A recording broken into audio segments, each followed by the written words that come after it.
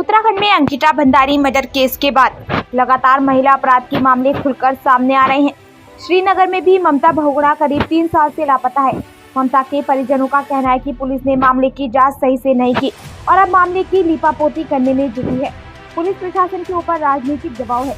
उन्होंने सरकार से मामले की सीबीआई जांच कराने की मांग की। ममता बहुगुणा के भाई प्रदीप जोशी ने बताया कि ममता के ससुराल पक्ष में इस मामले में पुलिस ने रिपोर्ट दर्ज तक नहीं करवाई, जबकि वो अपने ससुराल से ही गायब थी। उल्टा उनकी बहन को बदनाम किया जा रहा है कि वो किसी के साथ भाग गई है। उनका परिवार 3 साल से ममता की तलाश में भटक रहा है। वो मंत्रियों से लेकर अधिकारियों तक से गुहार लगा चुके हैं। उनका आरोप है कि पुलिस ने इस प्रकरण में सही ढंग से विवेचना नहीं की। कुछ रसूखदारों के इशारे पर केस को हल्का किया गया। मामले की तह तक पहुंचे बिना केस को बंद कर दिया गया। उन्होंने सरकार से इस मामले में सीबीआई जांच की मांग उठाई है।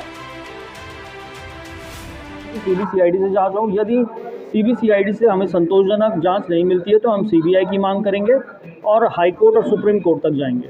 जांच को प्रभावित किया गया है सर। एक्चुअली यहाँ पर स्थानीय कार्यकर्ता हैं बीजेपी के, जो मंडल अध्यक्ष हैं यहाँ पर बीजेपी के, उनके द्वारा जो यहाँ के माननीय विधायक हैं उनको गुमराह करने की कोशिश की और उन्होंने उनसे गुमराह करके नरेंद्र बिष्ट जो था यहाँ पर कोतवाल, उसको फ़ोन करवाया उन्होंने।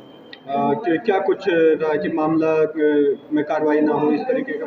हाँ, ये दबाव बनाया गया कि इस मामले को आप देख लीजिएगा, इस तरीके से बातें हुई थी। उसके बाद क्या कुछ ठोस कार्रवाई हुई? नहीं, कुछ नहीं हुआ सर। जब हम लोग थाने में जाते थे तो ये लोग उल्टा हमें डरा धमका कर, हमें भरा बुला कहकर वापस भेज देते थे। और मैं आपको बताऊं, बहुत सारे कि एक जोड़ी चप्पल मिली थी नैथाना पुल में, वो भी एक एविडेंस हो सकता था।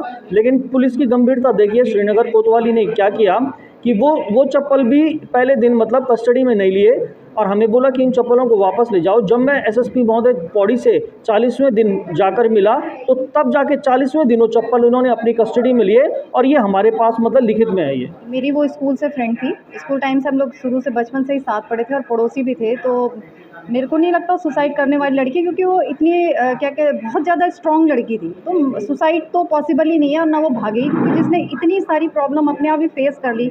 लगातार उस पर मानसिक प्रताड़ना भी हो रही थी, शारीरिक प्रताड़ना भी हो रही थी। 2 बेटियां उसकी हो गई थी। उसके बाद भी वो झेल रही थी। जिस तरीके से वो एक छोटी बच्ची को लेके 4-5 दिन की बच्ची लेकर के उसको वो गाँव में लेके आई। उसके बाद वो उस बच्चे के साथ अकेले गांव में रह रही थी, इतने फैमिली को देख रही थी, काम काज कर रही थी। और अपनी जो बड़ी बेटी है वो उन्होंने श्रीनगर में पीजी में रखी हुई थी। तो यहीं से चीज़ें समझ में आती हैं कि क्या कंडीशन उस लड़की की रही होगी। लेकिन ये बिल्कुल पॉसिबल ही नहीं है कि वो लड़की सुसाइड करेगी या वो भागेगी, क्योंकि लगातार वो झेल रही थी उस चीज़ को। यार, इतने छोटे बच्चे को लेके कैसे, अपने महिला एक ऐसी अवसर है कि कुछ भी कर लेगी, लेकिन अपने बच्चों के पीछे वो पूरी ज़िंदगी काट सकती है, लेकिन वो मर नहीं सकती। मरेगी तो वो अपने बच्चों को लेके मरेगी, पर अकेले नहीं। पीजी में अपनी लड़की को रखा था, ससुराल में उनका शायद यहाँ था, तो ससुराल में न रखने का कारण क्या? वही तो हम कह रहे हैं कि ससुराल में ना रखने का कारण क्या था। अब जो हम लोगों को थोड़ा बहुत जानकारी है कि उसको मेंटली प्रेशर था हर तरीके से, लगातार उसके साथ बच्ची वाला जो प्रेशर था उसको, कि लड़कियां हैं, लड़के का जो प्रेशर था। एक तो यह मारपीट भी थी, किस तरीके का उसके दिमाग में या उसको किस तरीके का प्रेशर लगातार दिया जा रहा था कि एक लड़की को, एक 9 साल की बच्ची बताइए आप, वो उसको तुम पीजी में रख रहे हो। ये अपने आप में सोचने की बात है।